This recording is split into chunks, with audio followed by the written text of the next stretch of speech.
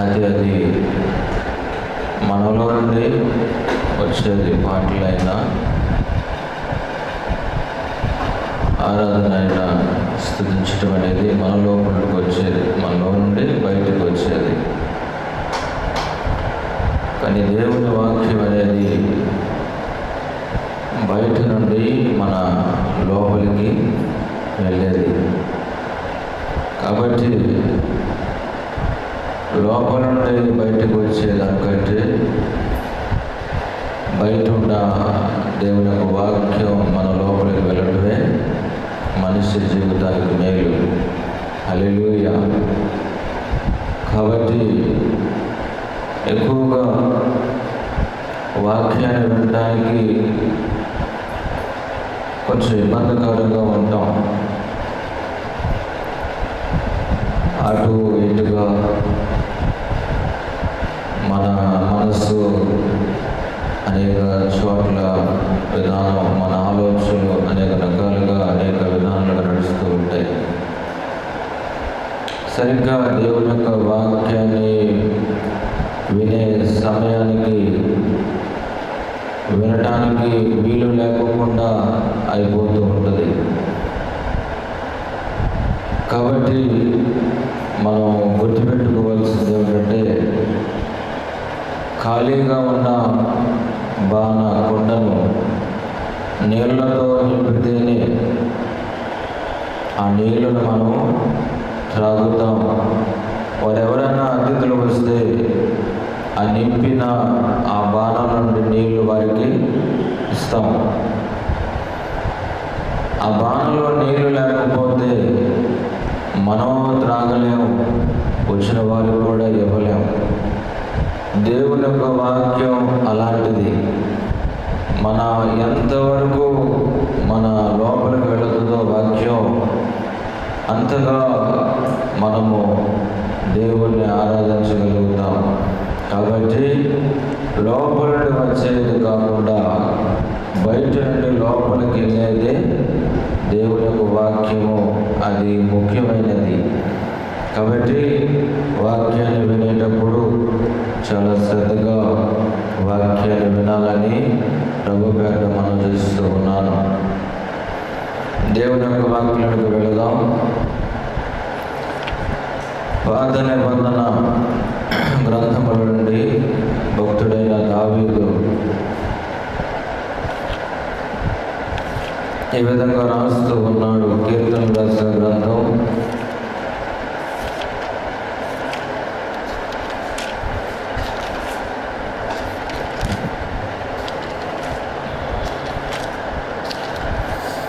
4వ అధ్యాయము, page number 454వ page number 4వ అధ్యాయము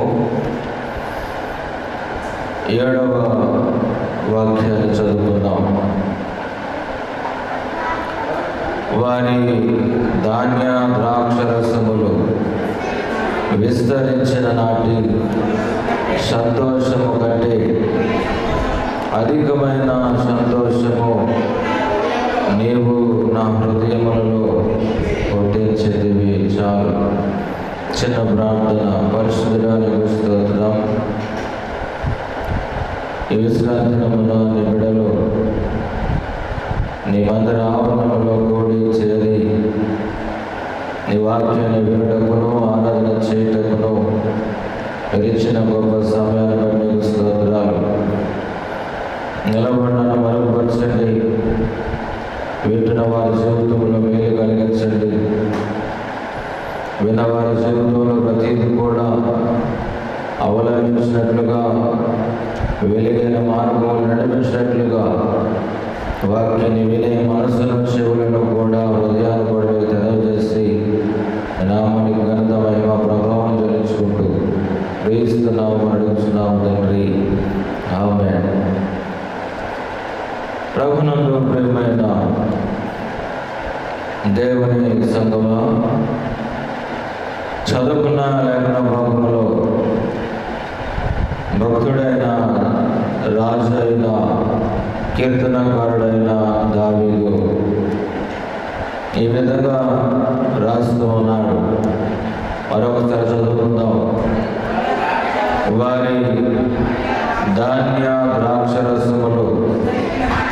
విస్తరించిన నాటి సంతోషము కంటే అధికమైన సంతోషము నీవు నా హృదయములో పుట్టించితివి.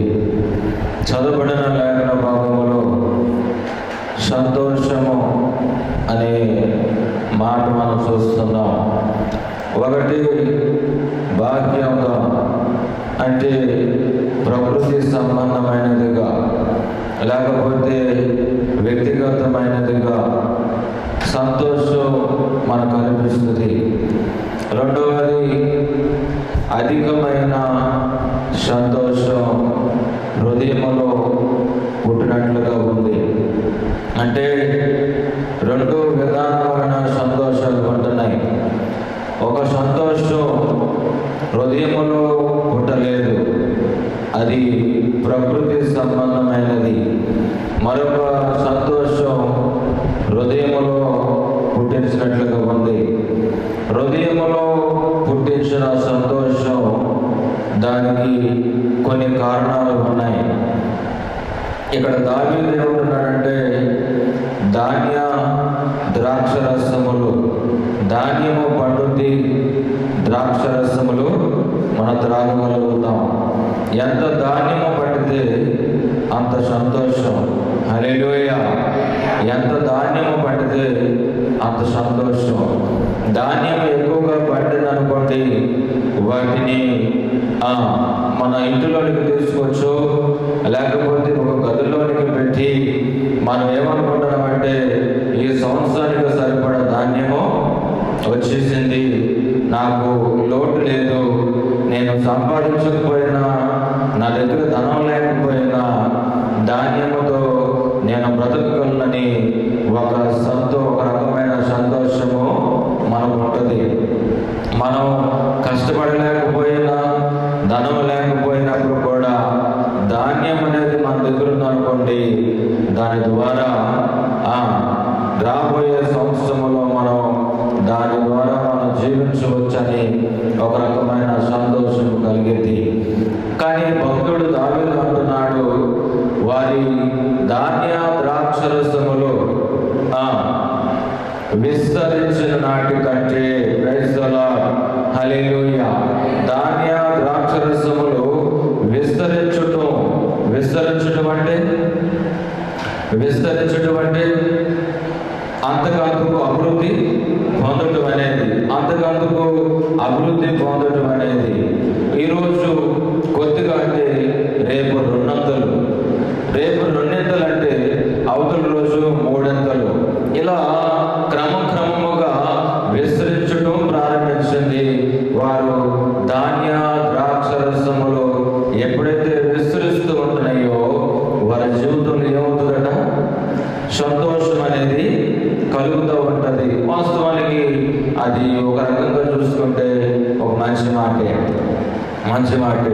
చూడండి, మనం పశువులు కలిగిన వారిని ఉదాహరణ అనుకున్నాం. పశువులు కలిగిన వారిని, పశువులు ఎప్పుడైతే మనకి అవి పిల్లలు కలుగుతాయో వాటిని బట్టి మనం అధికమైన ఆదాయము మనకు వస్తుంది. పిల్లలు కలుగుతూ ఉంటాయి, ఆదాయం వస్తూ ఉంటుంది. గొర్రెలు ఉన్నాయనుకోండి, గొర్రెలు పిల్లలు పెడతా ఉంటుంది, గొర్రెలు వాటిని బట్టి కొంచెం ఆదాయం వస్తూ ఉంటుంది. ఈ ఆదాయం, ఈ గొర్రెలు అనేది ఏ సంవత్సరానికి ఆ సంవత్సరం పెరుగుతుంది వచ్చిందనుకోండి, ఎంత సంతోషం వేస్తుంది ఏమండి, ఎంత సంతోషం వేస్తుంది, చాలా సంతోషం వేస్తూ ఉంటుంది. ఒక్కొక్కసారి ఆ సంతోషాన్ని బట్టి దేవుడి దగ్గరికి వచ్చి మంచి సాక్ష్యాలు చెబుతూ ఉంటాం. నేను పోయిన సంవత్సరం ఎలా కష్టపడ్డాను, ఈ సంవత్సరం దేవుడు నన్ను అభివృద్ధి చేశాడు, ఈ సంవత్సరం ఎలా కష్టపడుతున్నాను, రేపు వచ్చే సంవత్సరానికి దేవుడు రెండంతలు చేశాడు అని మనం దేవుడి దగ్గర ఉండి సాక్ష్యాలు చెబుతూ ఉంటాం. ఈ సాక్ష్యం అనేది, ఈ విస్తరించడం అనేది, ఈ సంతోషం అనేది తాత్కాలికమైన సంతోషంగా కనిపిస్తుంది. తాత్కాలికమైన సంతోషం అంటే కొంత మట్టికి అది మనకి సంతోషం ఇచ్చేది, కొంత మట్టికి సంతోషం ఇచ్చేది. ఆ కొంత మట్టికి మనం సంతోషముతో నిండిపోతూ ఉంటున్నాం. కానీ ప్రభు చెప్పిన విషయం ఏమిటంటే అధికమైన సంతోషం అనేది మరొక దగ్గర యోహాను రాసిన సువార్త 16వ అధ్యాయము ఒకసారి అక్కడికి వెళ్ళి చూద్దాం.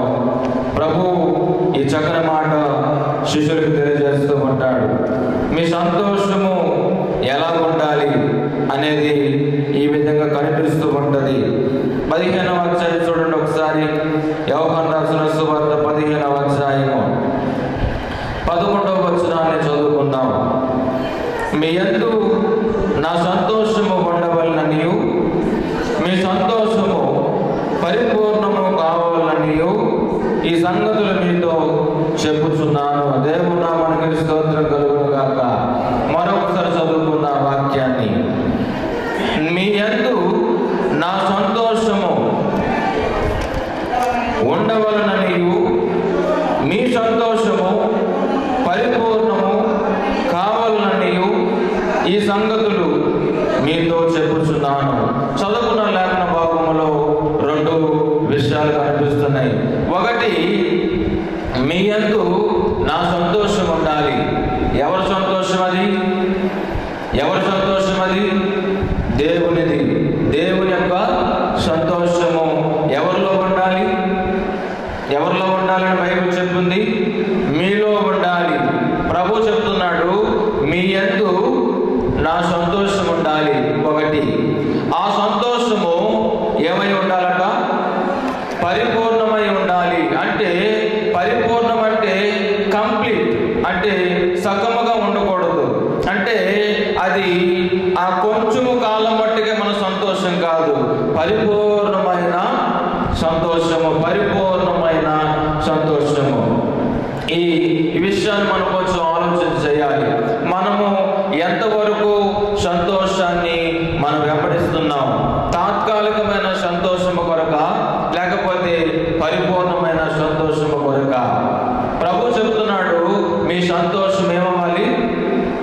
పరిపూర్ణం అవ్వాలి. పరిపూర్ణం అవ్వాలి అనంటే, ఉదాహరణకి ఈ విషయం చెప్తాను. మీరు ఏదైనా ఒక చెట్టు నాటి,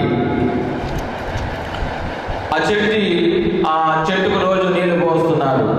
నీళ్లు పోస్తున్నప్పుడు చెట్టు ఎదుగుతూ వచ్చింది. ఒక రోజున దానికి కాయలు వచ్చినాయి, ఒక రోజున దానికి కాయలు వచ్చినాయి. ఎవరో తెలియక గబాల్ని వెళ్ళి ఆ కాయలు తెంపేశారు అనుకోండి.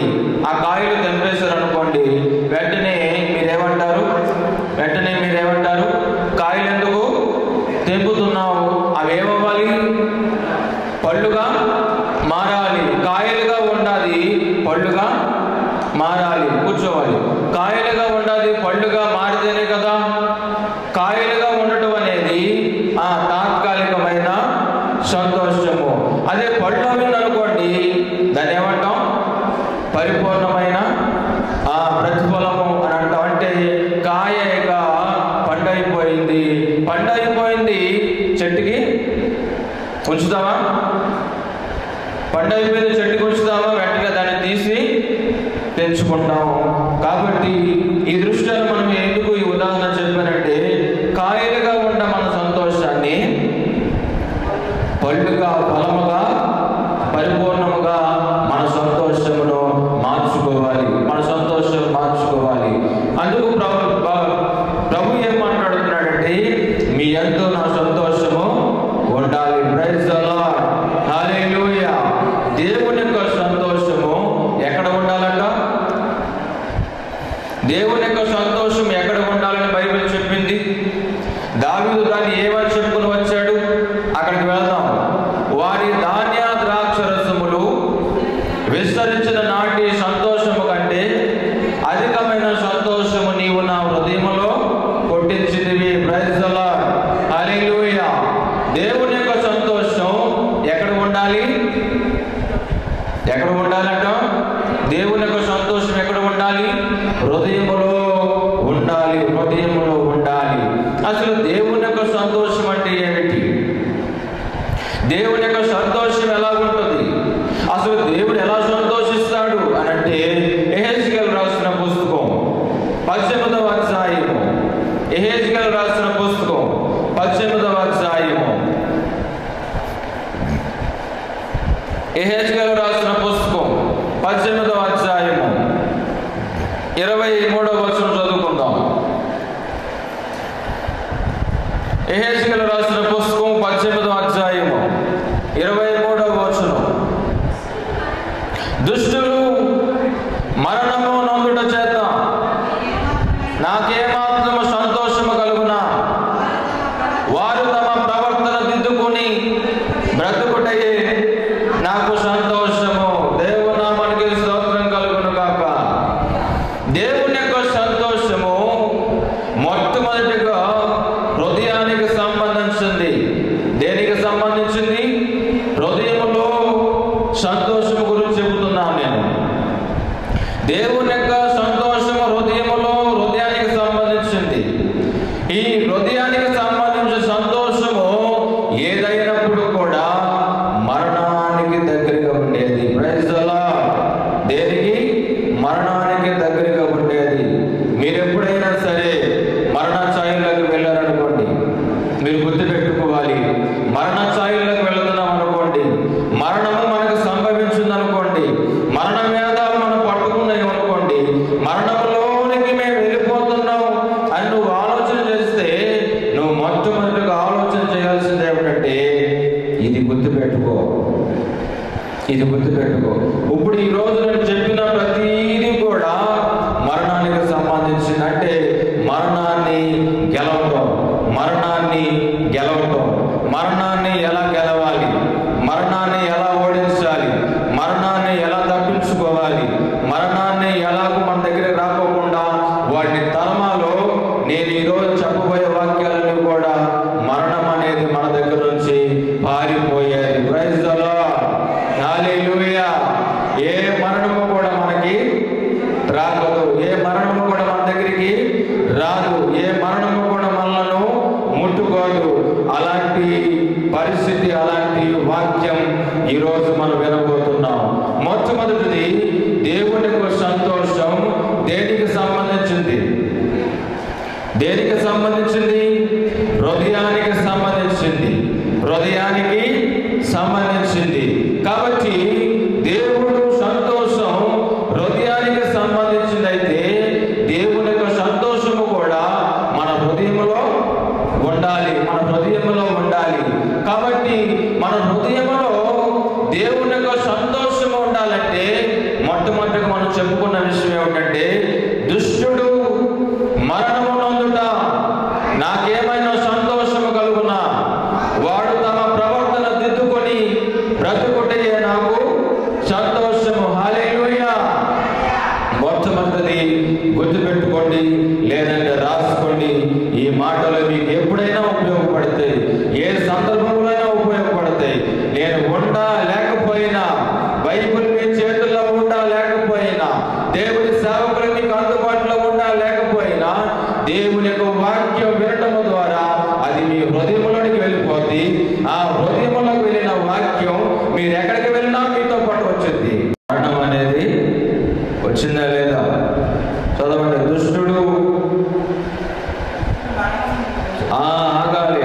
దుష్టుడు మరణము నొందుట చేత నాకు సంతోషము కలుగునా, వారు తమ ప్రవర్తన దిద్దుకొని బ్రతుకుటయే నాకు సంతోషం. కాబట్టి దేవుని యొక్క సంతోషం మానవులకు రావాలి. ఎవరిలోనికి? మనుషుల్లో లోపలికి రావాలి. మనుషులు లోపలికి రావాలంటే మనుషుల్లో ఉన్న కొన్ని విషయాలు సరిచేయాలి. అందుకు ప్రభు అంటున్నాడు, మొట్టమొదటిగా మీ ప్రవర్తన దిద్దుకొని ఏం చేయాలి? మీ ప్రవర్తన దిద్దుకొని బ్రతకాలి.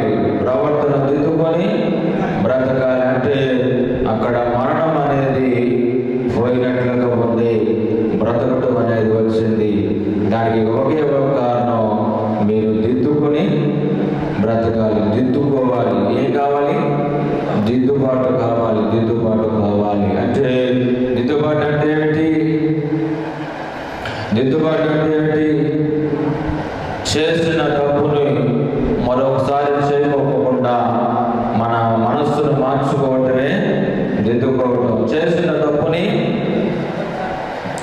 తప్పుని ప్రభు దగ్గర ఒప్పుకొని మరొకసారి ఆ పాపము జోలికి పోకుండా, ఆ తప్పుదము జోలికి పోకుండా మన మనస్సు మార్చుకోవటమే దిద్దుబాటు. ప్రైజ్ ది లార్డ్, హల్లెలూయా. దాన్ని దిద్దుకోవటం అంటారు. మొట్టమొదటిగా ఆ కార్యం మనం చేయాలి. ఏ కార్యము చేయాలి? మొట్టమొదటిగా చేసిన తప్పుని మళ్ళీ చేయకుండా మనసు అనేది మారిపోవాలి. దానిని దిద్దుబాటు అంటాం. ఇలా ఎవరైతే ఉంటారో దేవుని యొక్క సంతోషం వారిలోనికి వచ్చింది. మొట్టమొదటిది వాడు తన ప్రవర్తన దిద్దుకోవాలి. అప్పుడు బ్రతుకుతాడు. ఎప్పుడు?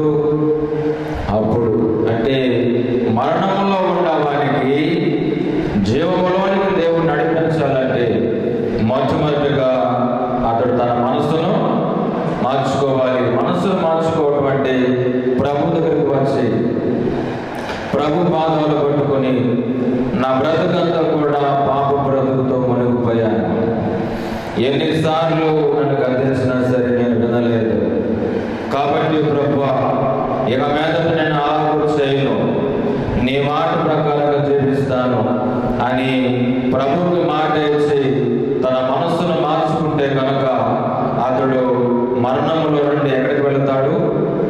జీవములోనికి వస్తాడు. మరణం అనేది అతని నుండి తొలగిపోతే మరణం అతన్ని ఏమీ చేయదు. బైబిల్ తేటగా చెబుతుంది, దుష్టుడు మరణము నందుట చేత ఏమాత్రము కూడా సంతోషం లేదంట. ఎవరికి సంతోషం లేదు? ఆయనకి సంతోషం లేదు. కాబట్టి బ్రతకడమే ఆయనకి సంతోషం. అంటే నువ్వు ఎన్నిసార్లు దేవుని దగ్గరికి వచ్చి కూడా నువ్వు తప్పిదాలు చేస్తున్నావో ఈ ఉదయకాల సమయంలో నువ్వు గుర్తుపెట్టుకో. ఈ ఉదయకాల సమయంలో గుర్తుపెట్టుకో. ఎందుకో తెలియదు ప్రభు నీకు ఆరోగ్యం ఇచ్చాడు. ఎందుకో తెలియదు ప్రభు నీకు మంచి అవయములు ఇచ్చాడు. ఎందుకో తెలియదు ప్రభు నీకు మంచి బలం ఇచ్చాడు. ఎందుకో తెలియదు. ఇదంతా కూడా నువ్వు మారు మనసు పొందాలని, ప్రైజ్ ది లార్డ్, ఇదంతా కూడా నువ్వు మనసు మార్చుకోవాలండి. ఇదంతా కూడా నీ పాపం బ్రతుకంతా మార్చుకోవడానికి ప్రభు ఒక అవకాశం ఇస్తున్నాడు. మరణం అనేది మన దగ్గరికి ఇంకా రాలేదు. హల్లెలూయా. మరణం అనేది ఇంకా మన దగ్గరికి రాలేదు. మరణం అనేది వచ్చిన వాళ్ళు చాలా మంది ఉన్నారు. వారి బయటకు కనిపించరు. వారు ఎక్కడ ఉంటారు? వాళ్ళు మరణం అనేది దగ్గరికి వస్తే వాళ్ళు ఎక్కడ ఉంటారు? మనసు మీద ఉంటారు, హాస్పిటల్ పాలవుతారు, ఇంకెక్కడ ఉంటారు? హాస్పిటల్ పాలవుతారు, మంచాల మీద ఉంటారు, ఇంకెక్కడ ఉంటారు? సమాధుల్లోనికి వెళతారు. బైబిల్ గ్రంథం మనకు చెబుతుంది, నేను సమాధిలోనికి దిగువాని వలె ఉండిపోయానంటాడు. అంటే మరణం అనేది అలా కమ్ముకుంటూ వచ్చేస్తుంది. మనకి తెలియదు, అది మనం కమ్ముకుంటూ వస్తుంది మరణం. దీన్ని తప్పించుకోవాలంటే ఒకే ఒకటి ప్రభు దగ్గరికి వచ్చి, నా బ్రతుకు పాపముతో బ్రతికేనప్పుడు దాకా ఇక మీద నేను అలాగూ చేయను, నా మనసు నేను మార్చుకుంటున్నాను, ఇదిగో నీకు మాట ఇస్తున్నాను, నువ్వు చెప్పిన మాటే వింటానని ఎవరైతే మనసు మార్చుకుంటారో అతని నుండి మరణం ఏమైపోద్ది? మరణం తొలగిపోతే మరణం అనేది రాదు, మరణం అనేది అంటుకోడు. మరణములా తొలగిపోతే అతడు జీవంలోనికి వెళ్ళిపోతాడు. ప్రైజ్ ది లార్డ్, హల్లెలూయా. మొట్టమొదటి గుర్తు పెట్టుకోవాల్సింది, నువ్వేం చేయాలి? నీ ప్రవర్తన దిద్దుకొని బ్రతుకుతూ నేర్చుకోవాలి. మరొక వాక్యం చూద్దాం. ఇర్మియా రాసిన పుస్తకం 7వ అధ్యాయము. ఇర్మియా రాసిన పుస్తకం 7వ అధ్యాయము 5వ వచనం చూడండి.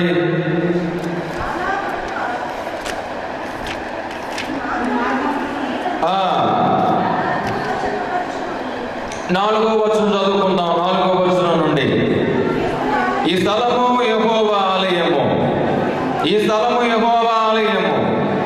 ఈ స్థలము స్థలము యెహోవా ఆలయమని మీరు చెప్పుకొనుచున్నారే. ఈ మోసకరమైన మాటలు ఆధారము చేసుకొనుకుడి. అలా గనక మీ మార్గములను మీ క్రియలను మీరు యథార్థంగా పైకి వెళదాం. 3వ వచనం. సైన్యములకు అధిపతియు ఇశ్రాయేలు యొక్క దేవుడును యెహోవా ఇలాగూ సెలవించుచున్నాడు, నేను ఈ స్థలమును మిమ్మును నివసింపజేయనట్లు మీ మార్గములను మీ క్రియలను దిద్దుకునడి. Praise the lord. హల్లెలూయా. దేవుడు అంటున్నాడు, ఈ స్థలములో మిమ్మలను నివసింపజేయనట్లు మీ మార్గాలను మీ క్రియలను దిద్దుకోవాలి. ఏం చేయాలి? ఇక్కడికి వస్తే, దేవుని మందిరం దగ్గరికి వస్తే ఏం చేయాలి? మనము మన మార్గాలు మన క్రియలు దిద్దుకోవాలి. దిద్దుకుంటే మనం బ్రతుకుతాం. ఏమిటవుతాం? దిద్దుకుంటే ఏం చేస్తాం? బ్రతుకగలుగుతాం. బ్రతుకుతాం. బ్రతికే అవకాశం దేవుడు మనకి ఇస్తున్నాడు ఈ భూమి మీద ఉండగానే. కానీ మన మార్గాలు మన క్రియలు మనం దిద్దుకోము. ఎన్నిసార్లు మనకు అర్థించినా సరే, ఎన్నిసార్లు దేవుని యొక్క వాక్యం చెబుతున్నా సరే, ఎంతో మంది దేవుని బిడ్డలు నీకు హెచ్చరిక చేస్తున్నా సరే, నీ మార్గాలు నీ క్రియలు నువ్వు దిద్దుకోవట్లేదు. కాబట్టి నీ దగ్గరికి ఏమొస్తుంది? మరణం. సామెతలు రాసిన పుస్తకంలో అంటాడు, హఠాత్తుగా వస్తుందట. ఎలా వస్తుంది? హఠాత్తుగా.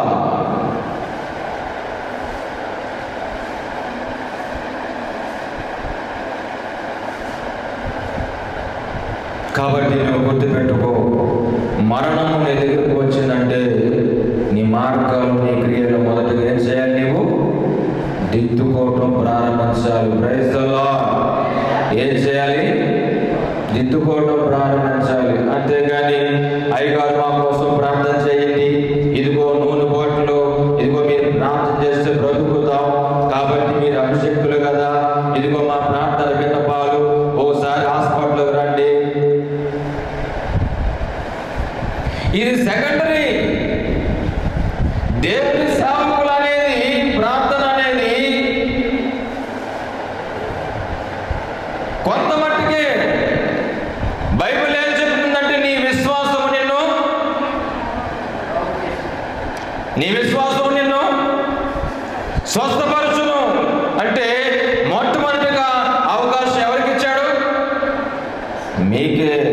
ఎవరికి ఇచ్చాడు? మీకే ఇచ్చాడు మొట్టమొదటిగా. ఆ అవకాశము నీ మార్గాలు నీ క్రియలు దిద్దుకోవాలి. నీ క్రియలు ఏం చేయాలి? నువ్వు దిద్దుకోవాలి. మీ మార్గాలు దిద్దుకోవాలి. మార్గాలు దిద్దుకోవడం అంటే చెప్పాలి. మార్గాలు దిద్దుకోవడం అంటే వెళ్ళకూడని స్థలాలకి వెళ్ళటం, చేయలేని కార్యాలు చేయటం, వినలేని మాటలు వినటం, పలకకూడని మాటలు పలకటం, చెప్పకూడని మాటలు చెప్పటం, చూడలేని విషయాలు చూడటం, ఇవన్నీ కూడా మనం ఏం చేయాలంట? దిద్దుకోవాలి. వద్దా? దిద్దుకోవాలి. వెళ్ళకూడని స్థలాలకు వెళ్ళటం, చూడలేని దృశ్యాలు చూడటం, వినలేని మాటలు వినటం. బైబిల్ చెబుతున్న సామెతలు రాసిన పుస్తకంలో అంటాడు కానీ ఒక మాట, వారి చెవులట దురద చెవులుగా ఉన్నాయట, వారు కీడు కల్పించిన మాటల వారికి సంతోషం అంట. కీడు కల్పించిన మాటల వారికి సంతోషం అంట. ఏది వినకూడదో అది వినకూడదు. నీవు ఏది చూడకూడదో అది చూడకూడదు. ఎక్కడికి వెళ్ళకూడదో అక్కడికి వెళ్ళకూడదు. నీవు ఒకవేళ వెళ్ళావనుకోండి, వెంటనే నువ్వేం చేయాలి? ప్రభు దగ్గరికి వెళ్ళిపోయి, ప్రభువా ఈ రోజున నేను ఆ స్థలానికి వెళ్ళకూడదు, నేను వెళ్ళాను ప్రభువా, దయతో ఒక్క మారి నన్ను క్షమించు అనాలి.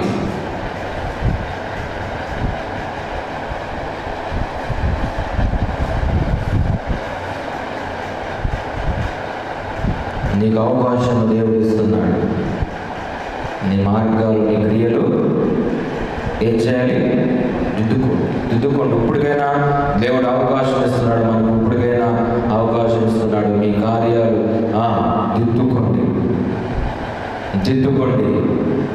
దిద్దుకోవడం ప్రారంభించుకోండి. దిద్దుబాటు లేని ప్రార్థన, నువ్వు ఎంత కష్టపడినా సరే ఆ కష్టం అంతా కూడా ఎందులో అయిపోతుంట? బూడిదలో పోసిన. మనకి సామెతలు తెలుసు కదండి, బూడిదలో పోసిన ఏ నీరు.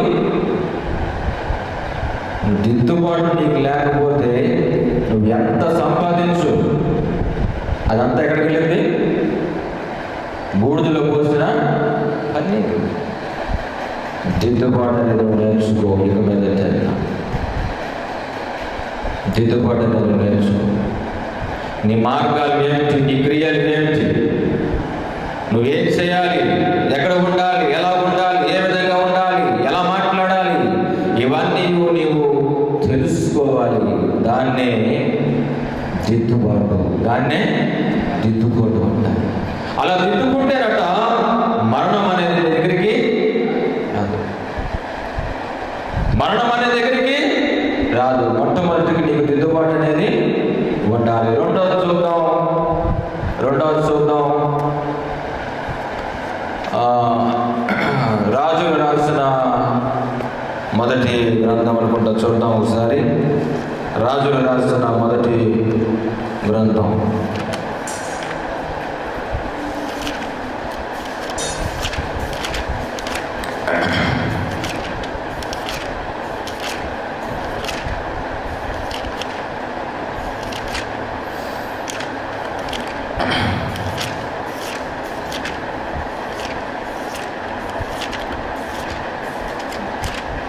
ఒక్క నిమిషం ఆగండి. చూడండి, క్షమించండి. దినవృత్తాంతాలు రాసిన మొదటి గ్రంథం, పేజీ నంబరు 347వ పేజీ నంబరు. పాత నిబంధన గ్రంథముల నుండి పేజీ నంబరు 347వ పేజీ నంబరు రాసుకోండి. మొట్టమొదటి నీకు దిద్దుబాటు అనేది ఉండాలి. ఏముండాలి? నీకు దిద్దుబాటు అనేది నీకు ఉండాలి. రాసుకోండి. మరణాలు సంభవిస్తే ఏం సరి చేసుకోవాలి? మరణ ఛాయలకు వెళ్ళిపోతే ఏమి మనం తెలుసుకోవాలి అంటే మొట్టమొదటికి మనకి ఏముండాలి? వ్యక్తిగతంగా దిద్దుబాటు అనేది మనకు ఉండాలి. రెండవది 16వ అధ్యాయము 10వ వచనం చదువుకుందాం. ఆయన పరిశుద్ధ నామమును బట్టి అతిశయించుడి, యెహోవాను వెతుకువారు హృదయమునందు సంతోషించుదురుగాక. చాలు, చదువుకున్న లేఖన భాగములో రెండవది ఏమిటంటే యెహోవా పరిశుద్ధ నామమును బట్టి అతిశయించాలి. ఎవరిని బట్టి అతిశయించాలి? పరిశుద్ధ నామమును బట్టి అతిశయించాలి. యెహోవాను వెతుకువారు హృదయమందు సంతోషిస్తారు. Praise the Lord. దేవుని నామానికి స్తోత్రం కలుగును గాక. హృదయములో సంతోషం అనేది దేవుడిదే. ఎవరిది? దేవుడిదే. హృదయములో సంతోషం అనేది దేవునిది. కాబట్టి మొట్టమొదటిగా దిద్దుబాటు చేసుకుంటే దేవుని యొక్క సంతోషం మన హృదయంలోకి వస్తుంది. అక్కడ నుంచి ట్రాక్ మారాలి. అక్కడ నుంచి మన ట్రాక్ మారాలి. మనము పాత జీవితాన్ని విడిచిపెట్టేస్తాం, మనసు మార్చుకున్నాం. మనసు మార్చుకున్న మరో క్షణమే ఎవరిని వెతకాలి? యెహోవాను వెతుకువారు హృదయములో సంతోషించెదరని కీర్తనకారుడైన దావీదు మాట్లాడుతున్నాడు. ఎవరు? దావీదు మాట్లాడుతున్నాడు. ఈ వాక్యం అంతా కూడా దావీదే స్వయంగా రాశాడు. దావీదే స్వయంగా రాసి పత్రికలు పంపిస్తున్నాడు. ఏమంటే యెహోవా పరిశుద్ధ నామమును బట్టి అతిశయించండి, యెహోవాను వెతుకువారు హృదయమందు సంతోషిస్తారు. రెండవది దేవుణ్ణి వెతకాలి. Praise the Lord. ఎవరిని వెతకాలి? దేవుణ్ణి వెతకటం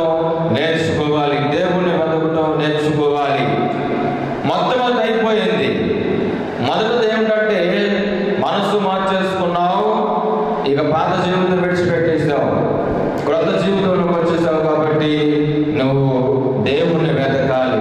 ఎవరిని వెతకాలి? దేవుణ్ణి వెతకాలి. ఒక స్త్రీకి 10 వెండి నాణాలు ఉన్నాయట. ఒక స్త్రీకి ఎన్ని నాణాలు ఉన్నాయి? 10 వెండి నాణాలు ఉన్నాయి. ఆ 10 వెండి నాణాల్లో ఒక వెండి నాణ్యము ఏమైంది? ఎక్కడుంది వాక్యం? అది వాక్యం ఎక్కడుంది? లూకా రాసిన సువార్త 15వ అధ్యాయం చదవాలి. ఏ స్త్రీకైనాను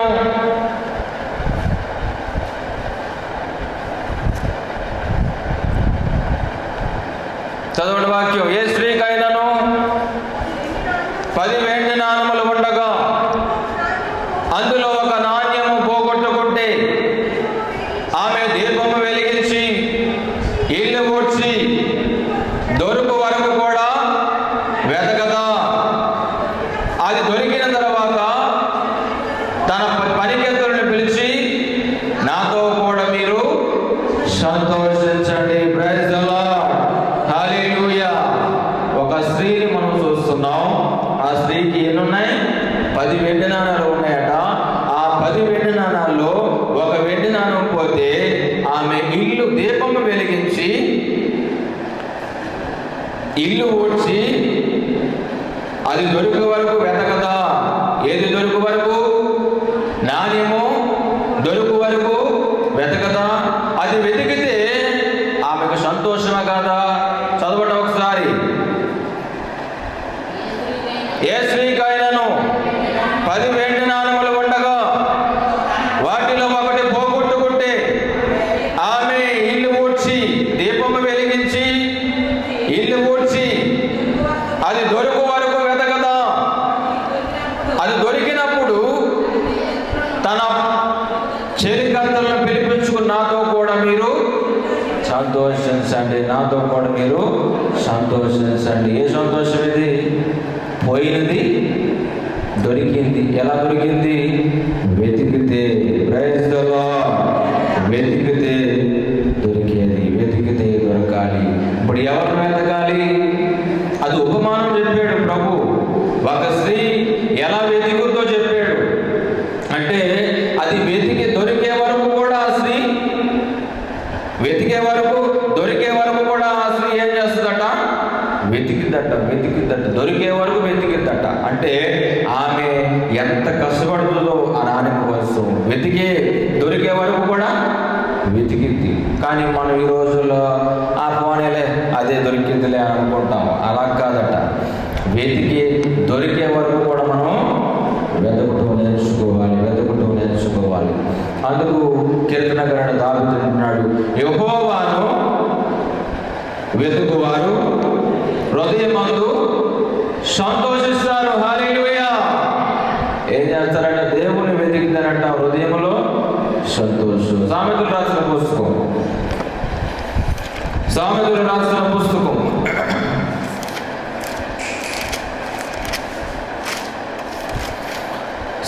రాసిన పుస్తకం 8వ అధ్యాయం 17వ వచనం. నన్ను ప్రేమించిన వారిని నేను ప్రేమించుచున్నాను, నన్ను జాగ్రత్తగా వెతుకువారు నన్ను కనుగొందరు. దేవుని నామానికి స్తోత్రం కలుగును గాక. నన్ను జాగ్రత్తగా వెతికే వారికి దేవుడు దేవుడు కనిపిస్తాడట. దేవుడు కనుగొందురు, నన్ను కనుగొంటారు. నన్ను జాగ్రత్తగా వెతికితే నన్ను కనుగొంటారు. దేవుని కనుగొనటం అంటే ఏమిటి? దేవుని కనుగొనటం అంటే ఏమిటి? దేవుని వెతకటం అంటే ఏమిటి? అసలు ఏమంటే దేవుని వెతకటం అంటే ఏంటి? దేవుని యొక్క వాక్యం చెబుతుంది కదా, నన్ను ప్రేమించిన వారిని నేను ప్రేమిస్తాను, నన్ను జాగ్రత్తగా వెతికిన ఎడల నన్ను కనుగొంటారు. అదే 8వ అధ్యాయము 35వ వచనం చూడండి. నన్ను కనుగొనవాడు జీవమును కనుగొనును, యెహోవా కటాక్షము వారికి కలుగును. నన్ను కనుగొననివాడు తనకే హాని చేసుకొనను.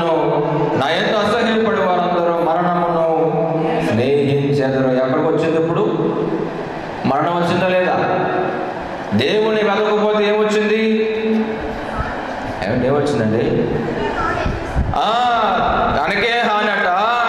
రెండవది వారు ఎవరిని స్నేహిస్తారట? మరణాన్ని. స్నేహం, మరణానికి స్నేహం, మరణానికి స్నేహం. స్నేహం అంటే ఫ్రెండ్షిప్. ఏంటండి? Friendship band. ఏ బ్యాండ్ అది? ఏ బ్యాండ్ అంటే ఫ్రెండ్షిప్ బ్యాండ్. ఎక్కడ కట్టుకుంటారు? చెప్పంటారు, ఎక్కడ కట్టుకుంటారు ఫ్రెండ్షిప్ బ్యాండ్? చేతికేనా? ఇక్కడే కట్టుకునేది? చూపుతూ ఉంటారు. స్నేహితుల రోజు వచ్చిందంటే అందరి చేతులకి ఏముంటాయి? బ్యాండ్లు ఉంటాయి. ఏ బ్యాండ్లు? ఫ్రెండ్షిప్ బ్యాండ్లు. అట్లాగే దేవుణ్ణి వెతకలేదు వారికట ఈ బ్యాండ్ వచ్చిందట. ఏ బ్యాండు చెప్పాలి? దేవుణ్ణి వెతకపోతే ఏ బ్యాండ్ వచ్చింది? మరణం అనే బ్యాండ్ వచ్చింది. ఎక్కడికి? మరణం అనే బ్యాండ్ ఎక్కడికి వచ్చింది? వచ్చి ఎక్కడ చుట్టుకుంటుంది? ఇక్కడ చుట్టుకుంటుంది. ఎక్కడ? అదే నేను తీసుకెళ్తా ఉంటుంది, అదే నేను ముచ్చటి, అదే నేను మాట్లాడుతూ ఉంటుంది, అదే నేను లాక్కెళ్తూ ఉంటుంది, అదే అబ్బా ఇందులోనే అబ్బా ఇదో గొప్పది. ఏ బ్యాండ్ అది? మరణ బ్యాండ్. మరణమా బ్యాండ్ ఎక్కడ పట్టుకుంటుంది?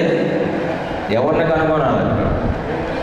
దేవుణ్ణి వెతకకపోతే నీవు మరణానికి స్నేహం. అందుకే అంటాడు కదా, నన్ను కనుగొన్న వాడు. ఇందాక అక్కడ చెప్పుకున్నాం ఏంటది?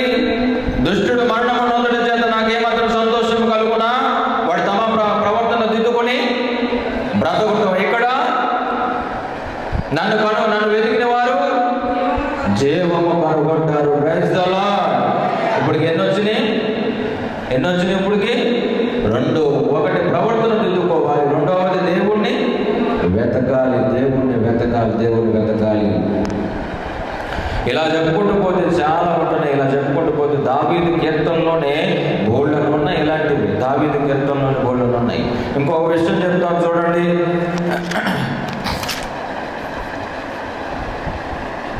ఇంకో విషయం చెప్తాను చూడండి. 12వ అధ్యాయం సామెతలు రాసిన పుస్తకం 25వ వచనం చూడండి. సామెతలు రాసిన పుస్తకం 12వ అధ్యాయం 25వ వచనం. ఒకని హృదయములోని విచారణ దాన్ని కృంగజేయును, దయగల మాట దాన్ని. ఏ మాట అది? దయగల వారిపై కఠినుల ఎడల దయగల వారిపై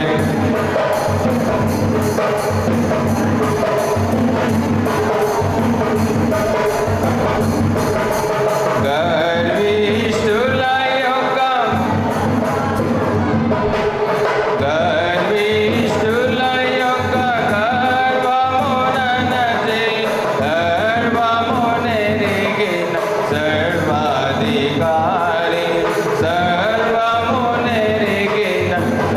సర్వాధికారి యెహోవా నా బలమా,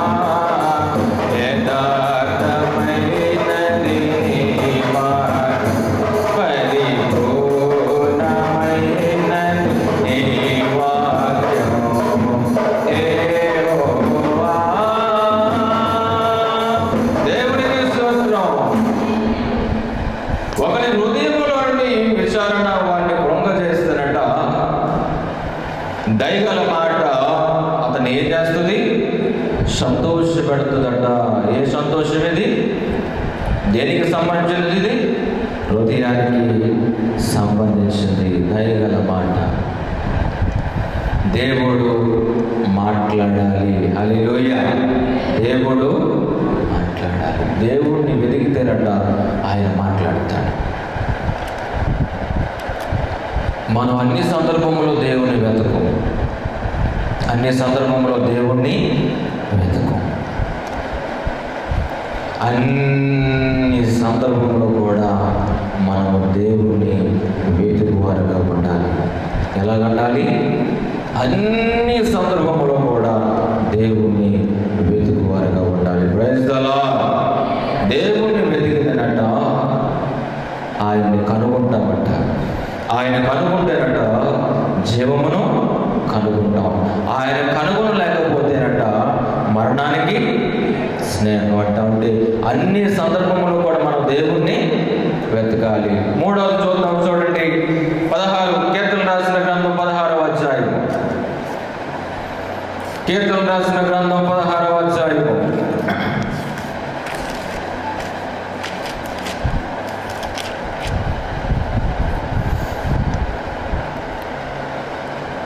తొమ్మిదవ వచనం చదువుకుందాం.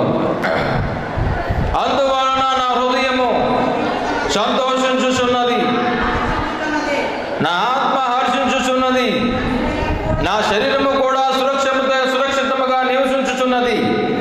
ఎందుకనగా నీవు నా ఆత్మను పాతాళములో విడిచిపెట్టవు, నీ పరిశుద్ధిని కుళ్ళిపట్టనీయవు, జీవ మార్గమును నీవు నాకు తెలియజేసేదవు. చదువుకున్న లేఖన భాగములో కీర్తనకారుడైన దావీదు అంటున్నాడు, నా హృదయము సంతోషించుచున్నది, తర్వాత నా ఆత్మ హర్షించుచున్నది, నా శరీరము కూడా సురక్షితముగా నివసించుచున్నది. ఎందుకంటే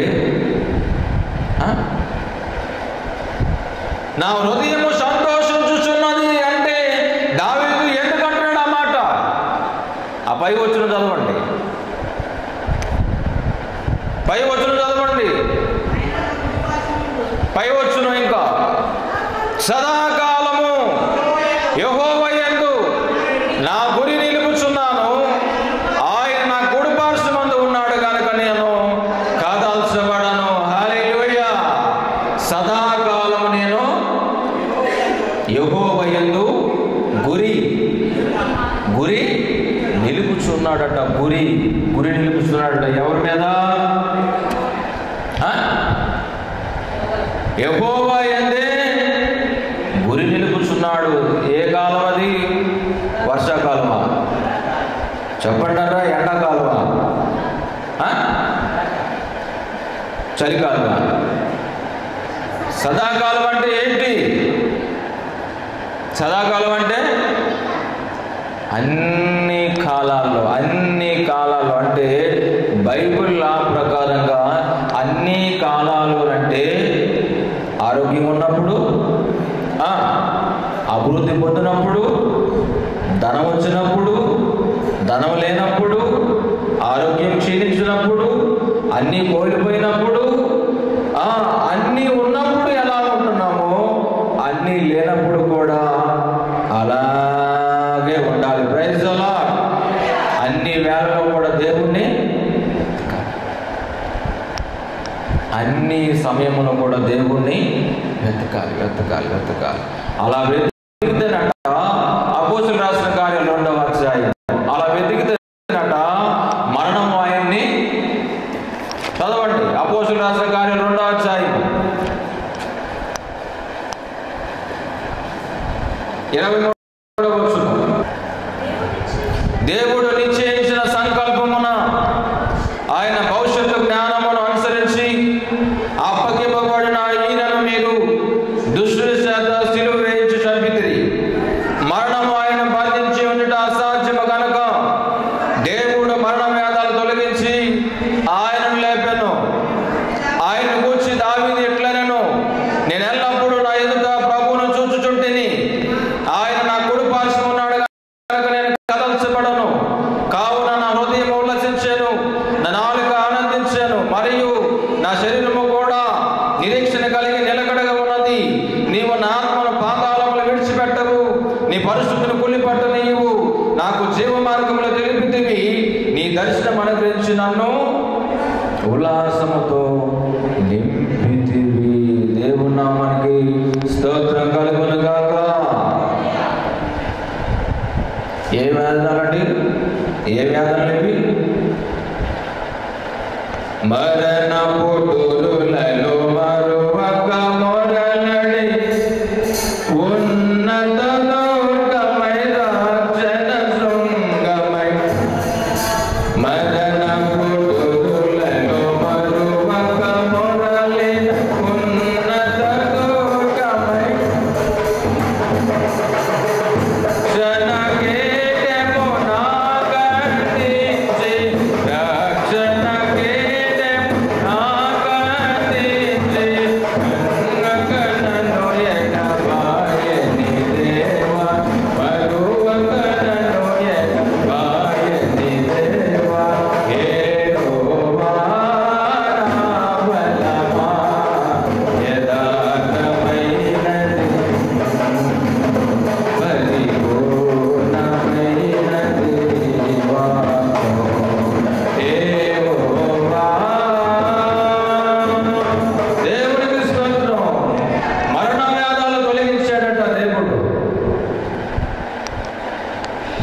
మరణ వేదాలు తొలగించడం అంటే యేసు ప్రభు వారి గురించి ఆలోచన చేయండి.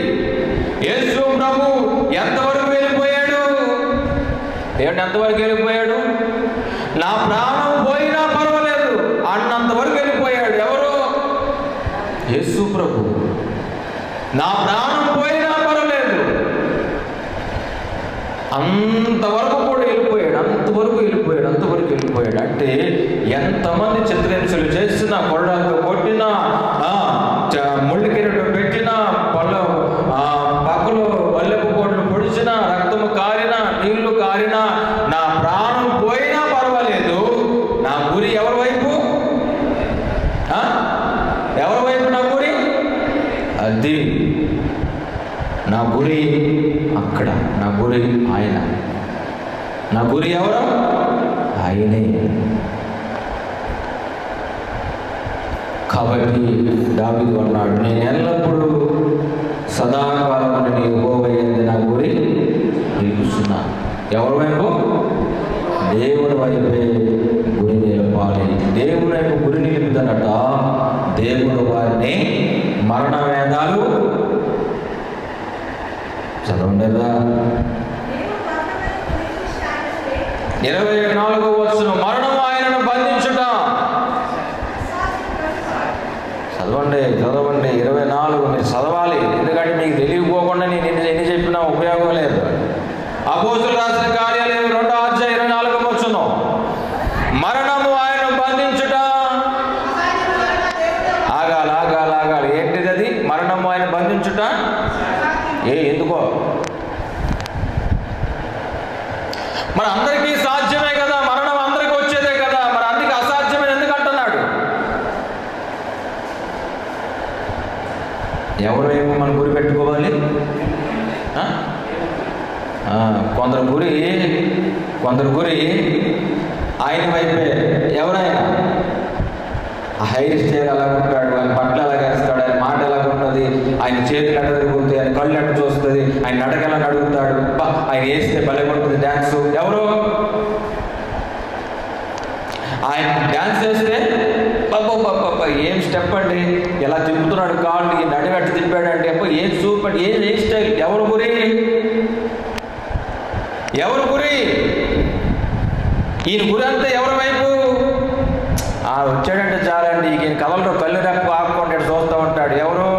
అదే పనిగా చూస్తూ ఉంటాడు, స్టెప్ పెట్టేస్తున్నాడు అండి.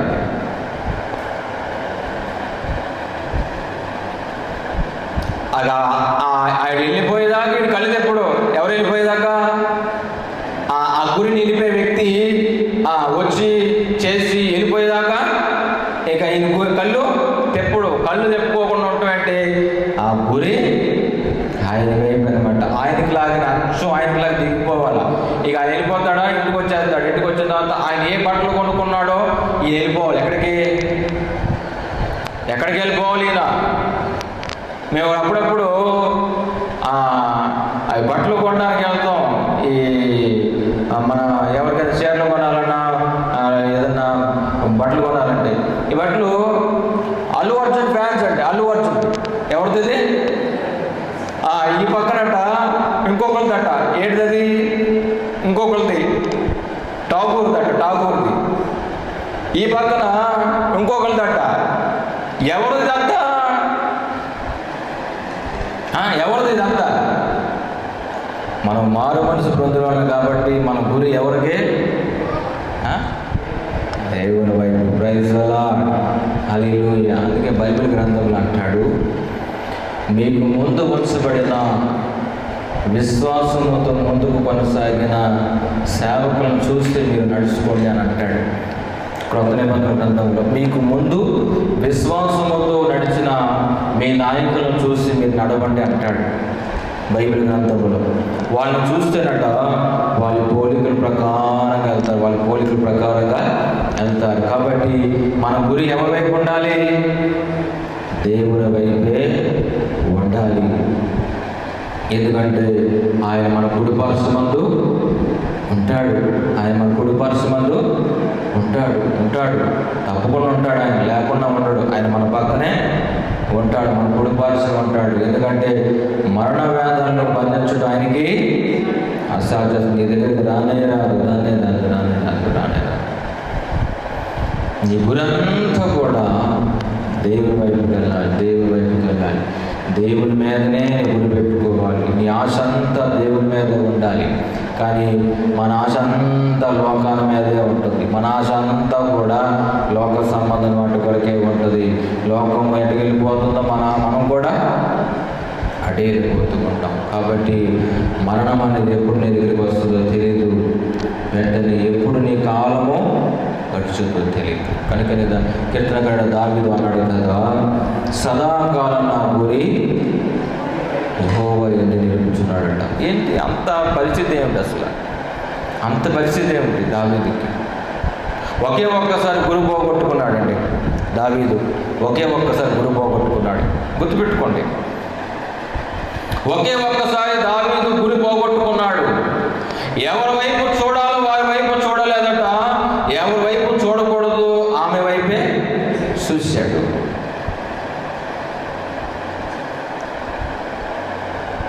ఎవరి వైపు చూడాలో ఆయన వైపు చూడలేదట.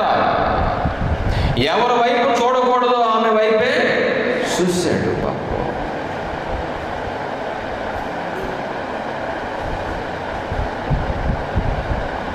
ఎప్పుడైతే ఎవరి వైపు చూడకూడదో ఆమె వైపు చూశాడో వెంటనే ఆ కుటుంబంలో మరణం అనేది వచ్చేసింది. Praise the Lord. మరణం అనేది చేసింది. అందుకు దేవుడు అన్నాడు, నీ ఇంటిలో ఒక కుమారుడు చనిపోతేనే కానీ ఆ పాపము పోదన్నాడు. అంతే దేవుడు. ఎవరు చనిపోవాలి? నీ ఇంటిలో ఒకడు చనిపోవాలి. లేకపోతే ఆ పాపములకు ప్రాయశ్చిత్తం ఉండదు. ఏదో ఆషామాషిగా మనం భక్తిని నేర్చుకునే అవకాశం లేదు. దేవుడు చెప్పాడు అంటే అది అక్షరాలుగా జరగాలి. కాబట్టి ఎన్ని విషయాలు మనకు వచ్చినాయి? ఒకటి,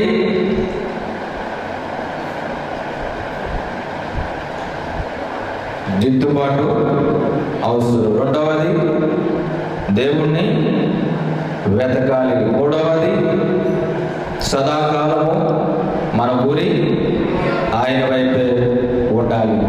నాలుగవది చూసి ముగించేద్దాం. చూడండి, హిజ్కియా ప్రార్థన చేస్తాడు.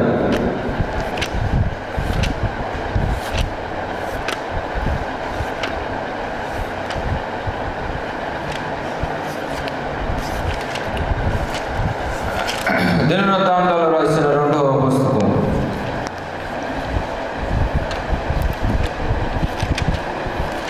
2వ గ్రంథము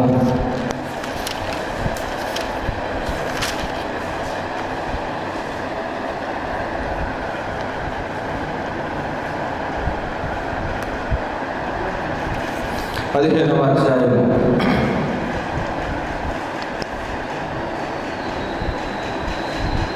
17వ వచనం చదువుకుందాం.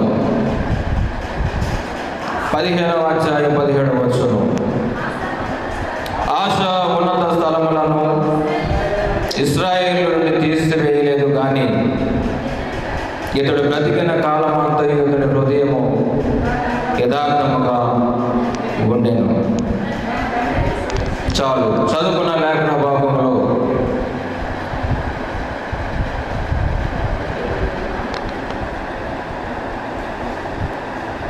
పద్నాలుగో అధ్యాయం 1వ వచనం చదువుకున్నాం. మరో కొన్ని విషయాలు మనకు కనిపిస్తాయి ఇక్కడ. అబియా తన పితరులతో కూడా నిద్రింపగా జనులు అతని దావీదు పట్టణమందు పాతిపెట్టిరి. అతనికి బదులుగా అతని కుమారుడైన ఆశ రాజాయను. ఇతని దినములలో దేశము 10 సంవత్సరాలు నెమ్మది పొందాను. ఆశ తన దేవుడైన యెహోవా దృష్టికి అనుకూలముగాను యథార్థముగాను నడిచాడు. చాలు. చదువుకున్న లేఖన భాగంలో 4వ విషయాన్ని మనం చూస్తున్నాం. ఏమిటంటే ఆశ అనే ఒక ఆయన రాజుగా పట్టాభిషేకం పొందుకున్నాడు. పొందుకున్న తర్వాత దేశము 10 సంవత్సరాలు యుద్ధాలు లేక నెమ్మదిగా 10 సంవత్సరాలు బ్రతికారట. ఈ 10 సంవత్సరాలు బ్రతకటం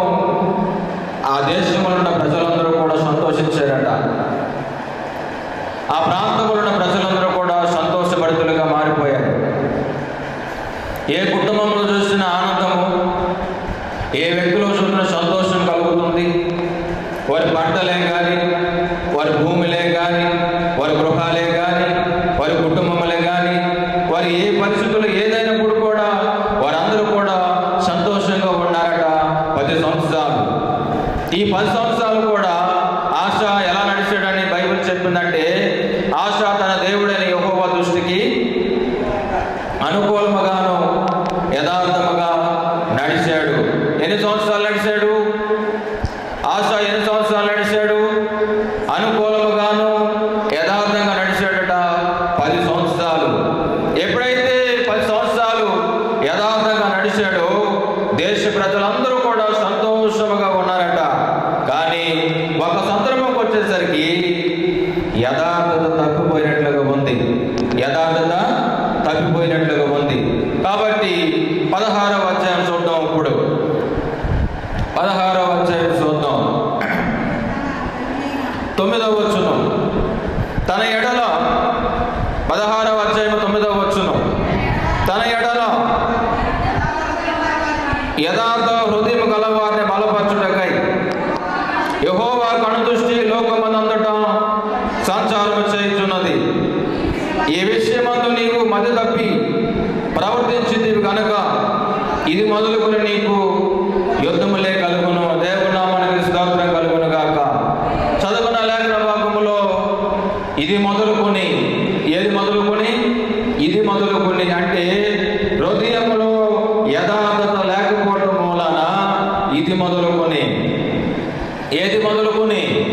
ఇది మొదలుకొని అంటే ఎప్పుడైతే మన హృదయములో యథార్థంగా ఉంటామో అప్పుడు మన హృదయములో సంతోషం వస్తుంది. మన హృదయములో ఏమొస్తుంది? సంతోషం వస్తుంది. మరణం అనేది రాదు. ఎప్పుడైతే మన హృదయములో యథార్థత తగ్గిపోతామో అప్పుడే మరణాలు వస్తాయట. యుద్ధాలు అంటే మరణాలండి, యుద్ధాలంటే మరణాలండి, మరణాలు వచ్చినట్లుగా ఉంది. ఇదే వాక్యము, ఇదే సారాంశము హిజ్కియా దగ్గర కూడా కనిపిస్తుంది. చూడండి, అక్కడికి వెళ్దాం. చూడండి, హిజ్కియా కూడా మరణకరమైన రోగములో మరణ ఛాయలో ఉన్నప్పుడు కూడా ఇదే ప్రార్థన చేశాడట. నేను ఎలా బ్రతికాను నీ సేవ, దేవుని విషయం ఎలా బ్రతికాడో హిజ్కియా చెబుతాడు. చూడండి 38వ అధ్యాయము.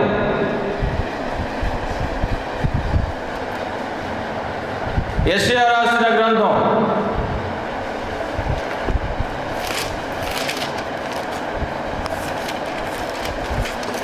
38వ హృదయములో యథార్థమైన సంఘటనలు ఉంటేనట వారి జీవితంలో యుద్ధాలు ఉండబట్ట. ఎప్పుడు చూసినా నెమ్మది కలుగుతారు, సంతోషంగా ఉంటారు, ఆనందంగా ఉంటారని బైబిల్ చెబుతుంటే, కానీ కొందరు వ్యక్తుల జీవితంలో అది వ్యతిరేకంగా ఉంది. 38వ అధ్యాయం 1వ వచనం.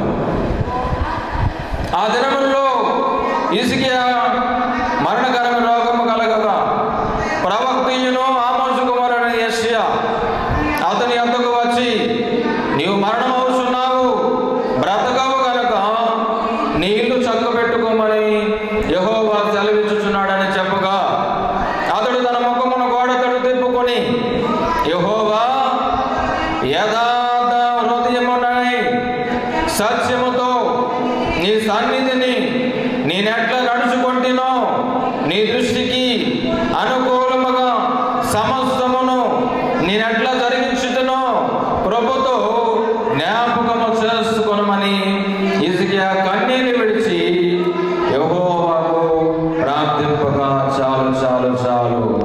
మరణము సంభవించిన సమయాల్లో హిజ్కియా ప్రార్థన చేశాడు. ఏమిటంటే యథార్థ హృదయుడనై సత్యముతో నీ సన్నిధిని నేనెట్లా నడుచుకుంటునో. దేవుని నామానికి స్తోత్రం కలుగును గాక. హిజ్కియాకు మరణం వచ్చేసింది. ఎక్కడ పడుకున్నాడు? ఆల్మోస్ట్ మంచం మీదకి వెళ్ళిపోయాడు. ఎవరు వచ్చారు అక్కడికి? యెషయా వచ్చి అంటున్నాడు, బాబు నువ్వు చనిపోతున్నావు, నువ్వు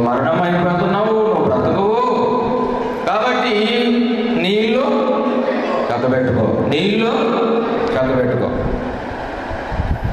చక్కబెట్టుకో నీళ్లు అని అన్నాడు. అంతే. వెంటనే హిజ్కియా ఇల్లు చక్కబెట్టుకోవడం ప్రారంభించాడు. ఇల్లు చక్కబెట్టుకోవడం అంటే ఇలా చెప్పాను కదా, దిద్దుబాటు చేయటం అనేది.